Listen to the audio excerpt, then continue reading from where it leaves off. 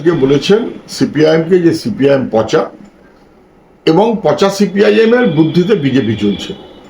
এতদিন বিজেপি বলছিল সিপিআইএম পচা, আর পচা সিপিআইএম এর বুদ্ধিতে তৃণমূল চলছে।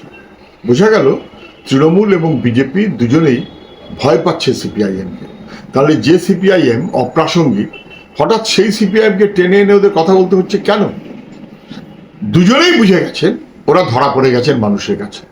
সেই কারণে নানানভাবে এখন প্রসঙ্গে অপ্রসঙ্গে সিপিআইএমকে ওদের টেনে আনতে হচ্ছে। আমি বলছি আমাদের পার্টি কর্মীরা মানুষের জন্য কাজ করে, কাজ করতে গিয়ে যদি কখনো কেউ স্লিপ খায়, গন্ডগোল করে ফেলে, বিপদগামী হয়, পচে যায়, আমরা তাকে রেয়াত করি না। তাদের সঙ্গে নিয়েই বিজেপি অথবা তৃণমূল তারা সম্পদশালী হতে চায়। যাদের সিপিআইএম এক্সপেল্ড করে তাদের সঙ্গে নিয়েই মমতার পার্টি।